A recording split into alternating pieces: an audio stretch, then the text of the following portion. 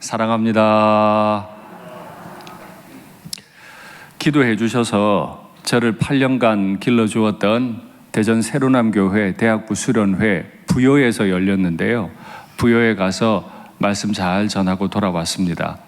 금요 기도회 때 제 이름을 부르고 또 우리 대학부를 위해 기도해 주신 것을 들었습니다. 기도해 주셔서 참 감사합니다. 대학부 수련회 가보니까 영적 긴장감이 상당하더라고요. 그 현장을 떠나서 담임 목회하면서 서서히 잊어갈 뻔했는데 그 현장에 가니까 내가 은혜 못 받으면 어떡하지? 내가 은혜 받는 자리에서 소외되면 어떡하지? 그래서 저를 찾아오고 상담하고 하는 학생들이 있더라고요. 앞으로 우리 청년부, 우리 중고등부, 우리 유초등부 성경학교 계속 남아 있습니다. 은혜의 자리에서 소외되는 일이 없도록 부모님들께서, 어른들께서 기도 계속 해주시면 좋겠습니다. 저는 지난주에 이 앞선 본문 말씀 가지고 레위 사람들이 여호와의 말씀을 따라 12번을 저주하면 에발선에 선 백성들이 12번을 아멘으로 화답하는 이야기를 전해드렸습니다. 우리는 그리심산에 축복의 아멘 하는 것도 좋지만 에발산에 선포되는 저주의 말씀에 아멘, 아멘 하는 것이 안전한 삶을 사는 길이라고 말씀을 드렸어요. 그리고 오늘 말씀이 이어집니다. 이 일 후에. 여기서 말하는 이 일이라고 하는 건 앞에 있었던 여리고성 전투에서 이긴 이야기, 그리고 큰 성 아이 전투에서 이긴 이야기, 이것들을 다 포함하는 얘기죠. 이스라엘 입장에서는 여리고성 전투를 이겼습니다. 아이성 전투도 이겼습니다. 하나님의 식탁에도 올랐습니다. 즐겁게 먹고 마시는 시간도 있었습니다. 모든 게 형통합니다. 바로 일이 이렇게 돌아갈 때, 이런 일이 있을 때 라는 이야기입니다. 그러니 기억하셔야 합니다. 우리에게 형통의 길이 열릴 때, 바로 그때 무언가가 우리를 기다립니다. 입장을 바꾸어서 생각하면 하나님의 백성들이 승승장구하고 있을 때 마귀는 마음이 편안할까요? 마귀는 승승장구하는 하나님의 백성들을 가만히 둘까요? 하나님의 살아계심이 확실하면 마귀도 살아있는 게 확실합니다. 하나님이 하나님의 백성들에게 은혜 베푸시면 마귀는 그 은혜를 빼앗으려고, 그 공동체를 무너뜨리려고 애를 쓸 겁니다. 이스라엘 백성들이 형통을 누리고 있는 그때 가나안 족속들이 이 일을 다 들었습니다. 여호수아가 여리고를 어떻게 무너뜨렸고 아이를 어떻게 이겼다 하는 얘기를 듣고 모여 일심으로 여호수아와 그 백성들을 대적하려 했다. 우리는 평안한데 마귀는 일심으로 달려듭니다. 우리가 하나님을 섬길 때 한 마음으로 하나님을 섬기려 하잖아요. 마귀도 똑같아요. 우리를 무너뜨리는 일에는 마귀도 한 마음 한뜻 돼서 우리에게 달려들 겁니다. 그래서 늘 조심해야 합니다. 가나안에 7 족속이 있었는데요. 그 중에 한 족속이었던 히위 족속은 조금 다른 생각을 한 것 같아요. 히위 족속이 살고 있던 성읍이 기브온이라고 하는 성읍이거든요. 그 기브온 사람들은 생각해 보니까 아무리 일심으로 달려들어도 여리고성을 그냥 무너뜨리신 하나님, 아이성을 이기신 하나님, 요단강을 건너게 하시고 애굽을 공격하시고 홍해를 건너게 하신 하나님을 자기들이 이길 것 같지가 않은 거예요. 그래서 다른 방법을 쓰기로 해요. 공격을 안 하고 꾀를 내서 화친 조약을 맺어야 되겠다, 이렇게 생각을 한 거죠. 꾀를 낸 결과가 6절입니다. 화친을 해서 우리를 죽이지 말아 주십시오 라고 하는 것이죠. 제가 한번 말씀을 드린 적이 있습니다만 마귀가 교회를 무너뜨리기 위해 사용하는 큰 2가지 전략, 첫 번째는 환난과 박해를 가지고 교회를 깨뜨리려 합니다. 그러나 마귀의 이 전략은 실패했어요. 근데 한 가지 전략이 통했어요. 교회 안에 시기와 분쟁의 씨앗을 넣어두는 겁니다. 교회 역사를 볼 때, 성경의 기록을 볼 때 마귀의 이 역사는 100% 성공했습니다. 시기와 분쟁의 씨앗이 교회 안에 딱 심겨지면 교회는 백전백패했어요. 다 무너져요. 어떤 사람은 하나님에 대한 소식을 듣고 연합해서 하나님의 공동체를 공격하려 하고, 어떤 사람은 하나님의 소식을 듣고 납작 엎드려서 자신의 정체를 감추고 속이려 듭니다. 연합해서 공격하면 이길 수 있지만 엎드려 속여서 들어오면 교회가 당한 일이 많아요. 오늘도 그렇습니다. 이 히위 사람, 기브온 사람들이 이스라엘 백성들 앞에 나와서 속이려고 합니다. 그때 이스라엘 사람들이 직감적으로 알았어요. 이 사람들은 우리와 함께 거주하는 사람 같은데 우리가 어떻게 조약을 맺을 수 있지? 대충 보면 알잖아요. 이 사람이 가나안 족속인지 가나안인이 아니라 저 멀리서 온 사람인지 대충 보면 딱 감이 와요. 그런데 히위 사람들, 이 기브온 사람들이 수를 쓰죠. 자신과 이스라엘 사람들이 가까이 있는 사람이 아니라는 걸 속이기 위해서 몇 가지 방식을 쓰는데, 일단 얼마나 가까운지부터 확인하시겠습니다. 지금 이스라엘 백성들은 길갈이라고 하는 진영에 머물고 있습니다. 바로 옆이 여리고고요. 조금 더 가면 아이예요. 조금 더 가면 기브온입니다. 다 하나님의 명령을 따라 멸해야 할 민족들이죠. 왜 히위 족속을 멸해야 하죠? 그들이 지난주에 우리가 에발산의 저주 따라 아멘 아멘 했던 그 죄를 가지고 그 땅을 더럽히고 있었기 때문에 하나님은 그들을 심판하시고 거룩한 나라를 세우시기 위해 멸하라고 명령하셨어요. 그들은 가까이 있었어요. 그런데 그들이 속이려고 들었죠. 그러면 하나님은 왜 히위 족속을 멸하려 하셨고 얼마나 강력하게 히위 족속을 멸망시키기 원하셨는지를 한번 말씀으로 확인하겠습니다. 또 말하되 살아계신 하나님이 너희 가운데 계시사 가나안 족속, 헷 족속, 히위 족속, 브리스 족속과 기르가스 족속과 아무리 족속과 여부스 족속을 너희 앞에서 반드시 쫓아내실 줄을 이것으로서 너희가 알리라. 하나님께서 오늘 찾아온 이 기브온 히위 족속을 쫓아내셔야 되는데 무엇으로 하나님의 마음을 알 수 있다고요? 이것으로. 그러면 이건 뭔가요? 여호수아 3장의 기록에 보면 요단강이 갈라질 것에 관한 이야기가 있습니다. 요단강 물이 뚝 끊어져서 이스라엘이 구원받은 바로 이 사실로 히위 족속을 하나님이 쫓아낼 거라는 걸 너희가 알게 될 거다. 쉽게 말하면 우리가 구원받은 이유가 히위 족속을 쫓아내기 위해서인데, 요단을 끊고 우리를 구원하셨다면 전능하신 하나님은 이 히위 족속을 쫓아내고 싶으신 거예요. 우리를 구원하신 게 확실하면 우리를 통해 히위 족속도 확실히 쫓아내고 거룩한 나라를 거기 세우기 원하셨던 거죠. 우리도 알고 마귀도 알아요. 그래서 마귀는 계략을 쓰는 거죠. 어떻게 했죠? 하나님에 관한 말을 많이 해요. 교회 안에 이단들이 들어올 때 나 이단이요, 나 신천지요, 내가 교회 한번 엎으려고 왔어, 이렇게 말하지 않습니다. 혼을 쏙 빼놓을 정도로 잘 압니다. 얼마나 하나님 말하는지 모릅니다. 얼마나 교회를 위하는 척 하는지 몰라요. 그리고 뿐만 아니죠. 이 히위 족속이 가까이 올 때 그들의 옷을 다 긁어서 오래되고 낡아버린 옷으로 만들어서 와요.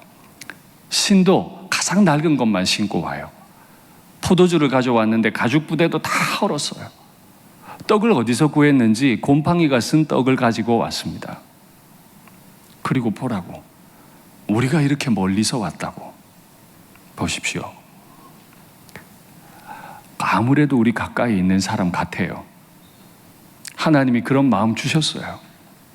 그런데 지금 내 눈에 보이기에는 멀리서 온 것 같아요.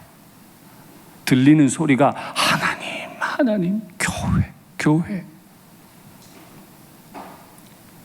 그러니 여호수아가 여호와께 묻지 아니하고 그들을 살려줄 거라고 화친했다. 그리고 이스라엘 백성들 중에 어른들이 너희들을 죽이지 않고 살리겠다고 맹세까지 했다. 그러면 우리가 하나님 앞에 기도할 때 하나님, 이게 원래 낡은 옷이 아니었는데 낡게 만들었다는 걸 볼 수 있는 분별력을 달라고 기도해야 됩니까? 멀리서 가져온 게 아니고 가까이서 가져온 떡인데 딱 보는 순간 알게 해달라고, 그 능력 달라고 기도해야 합니까? 아니죠. 우리는 그런 능력을 가질 필요가 없어요. 이미 우리로 알게 하셨잖아요. 이 사람은 가까이에 있는 사람이야. 그럼 우리가 기도해야 될 건 뭐예요? 하나님의 감동하심을, 하나님의 조명하심을 그대로 듣고 순종하는 마음 달라고 기도하면 되죠.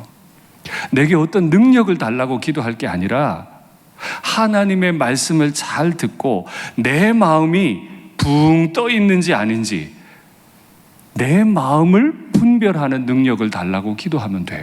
왜냐하면 하나님은 우리를 인도해 가실 거거든요. 이 여호수아의 실패는 어디서 본 것 같지 않으세요? 여호수아 7장에 보면 여호수아가 아이성에서 전투에서 실패하는 장면들이 기록되어 있어요. 그때 저는 이렇게 말씀드렸습니다. 여리고 전투의 때는 있었는데 아이성 전투 때는 없었던 것이 있다. 그게 뭐라 그랬죠? 여리고성 전투 때는 있었는데 아이성 전투 때는 없었던 거. 하나님의 임재를 상징하고 하나님이 그의 백성을 기억할 거라는 걸 상징하는 하나님의 나팔이 아이성 전투 때는 없었어요. 여호와의 임재를 상징하는 언약궤를 앞세우지 않았어요. 하나님의 말씀 따라 일주일 내내 아무 말도 내지 않고 가만히 침묵하는 백성들은 없었어요. 반대로 여리고성 전투 때는 없었는데 망한 아이성 전투 때는 있었던 게 있죠. 자기 소리 내기 시작하는 거. 별거 아니에요. 여리고보다 작아요. 몇 명만 보내죠? 너무 피곤한데 말하기 시작하는 사람들이 있었어요. 그때 아이성 전투 때 패했어요. 마음은 아닌데, 성령께서 주신 감동은 아닌데 내 눈에 보이고 내 귀에 들리는 대로 판단한 이 큰 실수가 다시 반복됐죠. 그래서 우리는 늘 기도해야 합니다. 하나님, 내 마음을 분별하게 해 주십시오. 그래도 제가 쉽게 설교하고 싶진 않았어요. 우리의 삶이 얼마나 고단하고 속기 쉬운지 여호수아를 좀 변명해 주고 싶었어요. 그래야 제 마음도 위로가 될 것 같으니까. 내가 속아도 어쩔 수 없이 속았다, 몰랐다 이렇게 말하고 싶으니까. 어떻게 하든 여호수아는 왜 속았을까 생각해 봤더니 제가 한 가지 이유를 찾아봤어요. 지도 한번 확인하시죠. 지금 여호수아와 이스라엘 백성들은 길갈이라고 하는 진영에 있습니다. 길갈은 요단강과 여리고 사이에 있습니다. 요단강이 해발 마이너스 400m, 여리고가 해발 마이너스 260m. 그러면 아마도 길갈은 그 사이 어디쯤이니까 대략 마이너스 300m 정도 된다고 생각하겠습니다. 기브온은 높은 산 건너편에 있습니다. 저 산줄기는 1000m입니다. 그러면 길갈 진영에서 기브온까지 가거나 반대로 가려 할 때 해발 1300m의 차이를 극복하고 넘어가야 됩니다. 아, 몰랐구나. 변명해 주고 싶었어요. 근데 참 궁색하지 않으세요? 모를 수도 있지. 아니요. 이해는 돼요. 어쩌면 몰랐을 수도 있겠다. 그러나 양해는 안 돼요.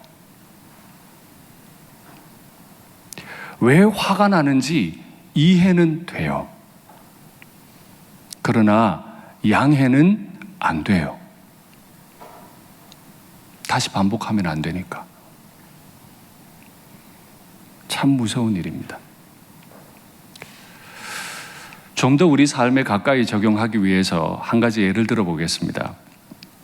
남편이 일을 많이 하고 이제 월급을 받아와서 아내에게 생활비를 다 줬어요.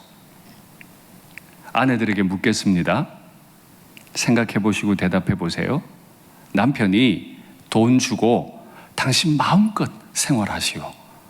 준 것도 얼마 안 되니까 마음껏 생활하세요. 이렇게 하면 좋겠습니까? 일일이 나한테 물어보고서 오늘 뭐 먹을지 내일 뭐 먹을지 전기료 얼마 드는지 꼭 나한테 보고하고 허락받고 내? 자, 1번과 2번 어느 게 좋으세요? 1번이요. 2번 1번이 뭐죠? 마음껏 해. 다시 물어요. 대답을 크게 안 하시네. 대답 안 하면 2번으로 허락하신 줄 알고. 월급이 얼마 안 되니까 당신이 알아서 마음껏 써. 1번. 월급이 얼마 안 되니까 나랑 일일이 다 상의하고 써. 2번. 남편이 어떻게 하길 원하세요? 아니 근데 왜 대답을 안 하실까? 아, 나도 돈 벌어요. 남편 준 걸로 안 써요. 뭐 이건가요? 그럼 남편에게 묻겠습니다. 하루 종일 경무에 시달리고 퇴근을 했어요.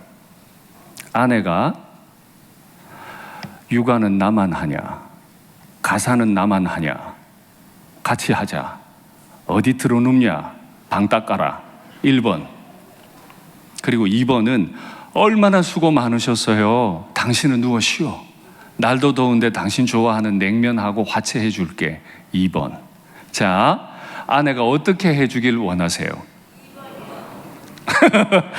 아니 왜 아내가 대답하고 그러세요? 우리는 어떤 일을 하면서 나에게 전권이라는 게 주어지길 원합니다. 회사에서도요, 전권을 주는 게 좋아요. 그렇죠? 그래서 책임지고 그 일을 하는 거죠.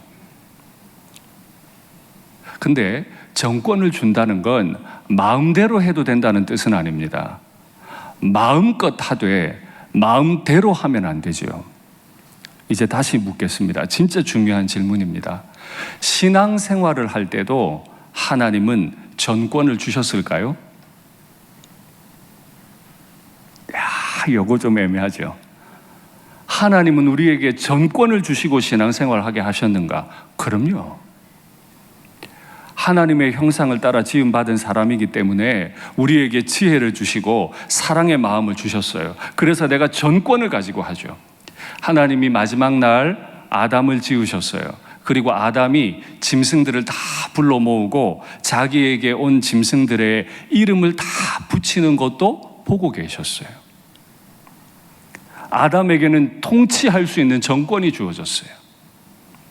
근데 아담이 마음껏 한 게 아니고 마음대로 했죠.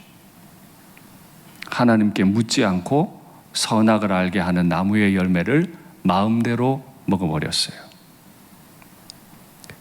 크고 작은 일들을 할 때 하나님은 우리에게 24시간 전권을 주셨지만 그 24시간을 살아가는 동안 우리는 늘 하나님께 물어야 합니다.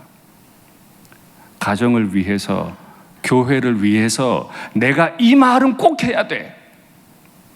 하나님께 물어보시고 하시라고요. 물어보시고 그 말을 하셔야 돼요.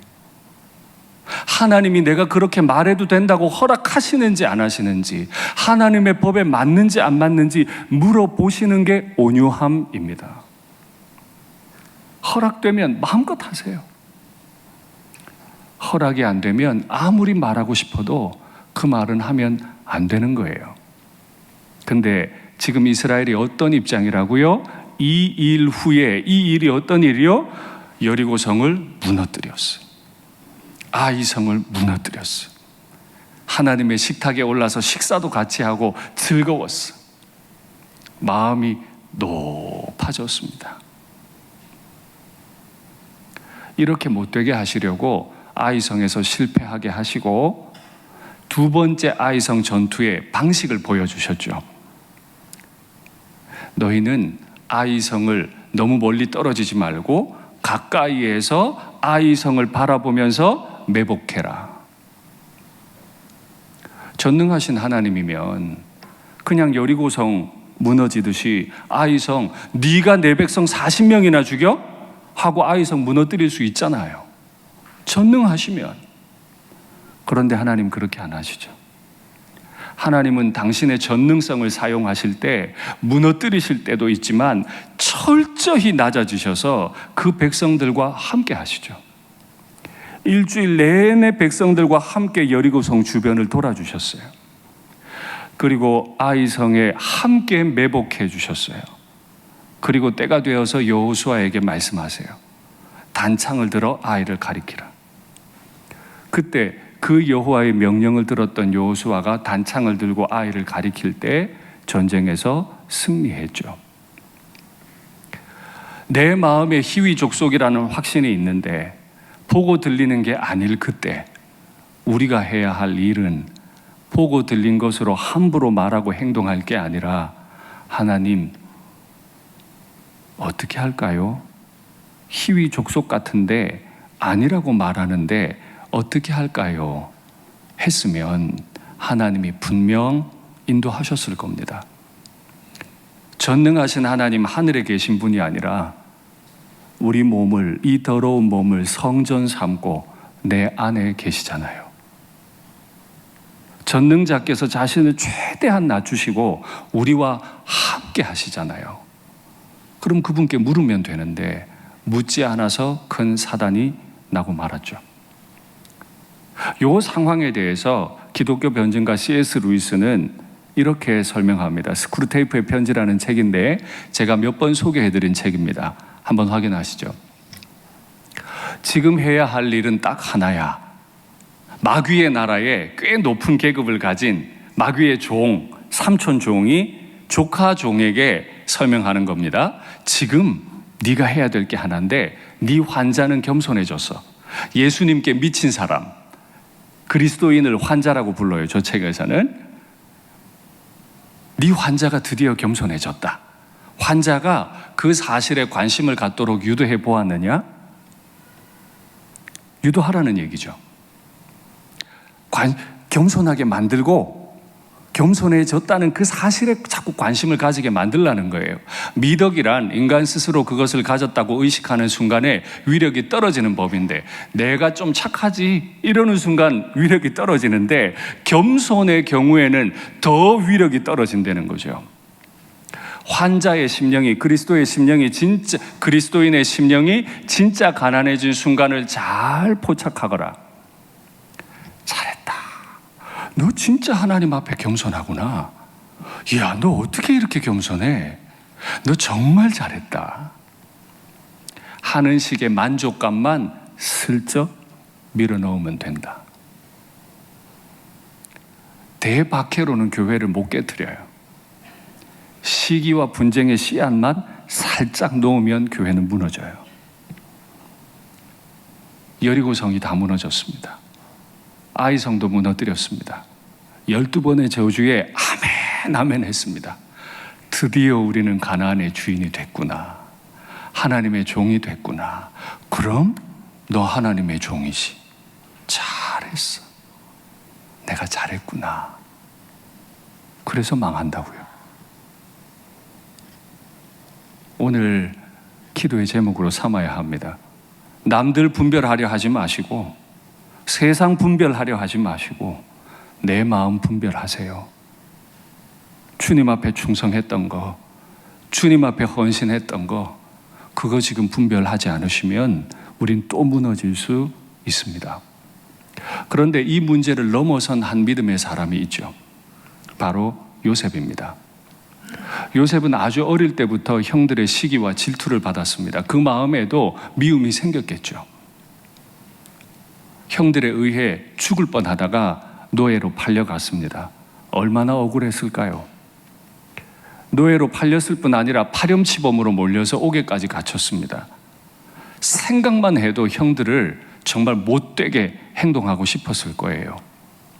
그러나 요셉은 하나님이 함께 하시는 은혜를 경험했습니다. 매 순간 하나님만 의지했죠. 그러다가 애굽의 총리가 됐습니다. 세상에서 가장 높은 자리까지 올라갔습니다. 애굽에도 형들이 있던 브엘세바에도 큰 기근이 들었습니다. 다 죽게 생겼어요. 근데 멀리서 형들이 찾아왔습니다. 구걸합니다. 살려달라고. 마음이 어땠을까요? 근데 아버지도 살아계시고 나랑 어머니가 같은 베냐민도 살아있어요. 함께 삽니다. 즐겁게 먹여줍니다. 그러다가 아버지가 돌아가신 날 요셉의 마음에 마귀가 뭘 밀어넣으면 될까요? 너 서운하지 않았어?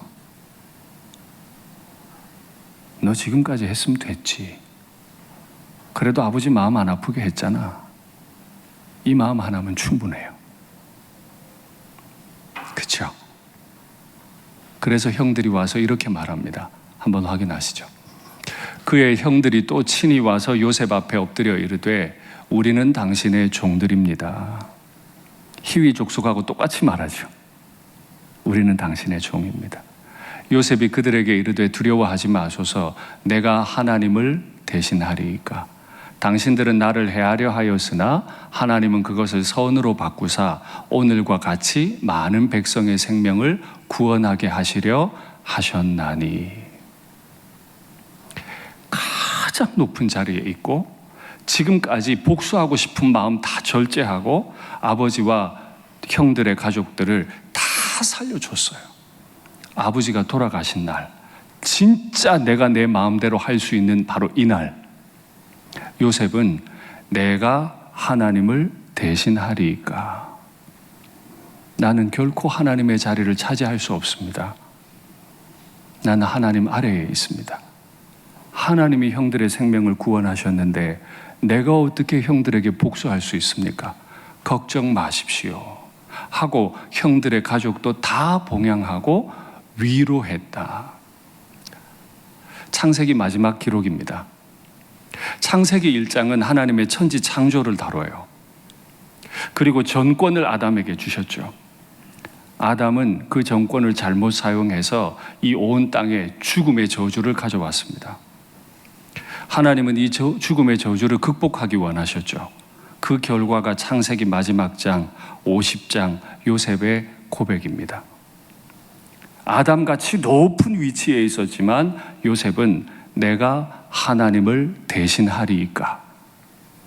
하나님 앞에 자신을 낮추었습니다. 그때 이 타락의 문제는 극복될 수 있었습니다. 이 가나안을 천국으로 만드는 법은 내가 철저히 하나님 아래로 낮아져서 늘 하나님께 물을 떼죠. 여전히 죄가 우리 가운데 있습니다. 예수님께서 사람의 몸을 입고 이 땅에 오셨습니다. 자신의 생각에 아버지 할 수 있거든 이 잔을 내게서 지나게 하옵소서. 그런데 아버지의 뜻이 분명해졌어요. 내 뜻대로 마시고 아버지의 뜻대로 되기를 원합니다. 이 고백을 따라 우리의 구원이 찾아왔습니다. 말씀을 맺겠습니다. 어떤 순간에도 하나님께 물어보십시오. 내 지혜, 내 논리는 얼마든 타락해 있을 수 있습니다. 얼마든 마귀에게 속아 있을 수 있습니다. 매 순간 하나님께 물을 그때 우리의 땅이 천국으로 바뀌게 될 줄 믿습니다.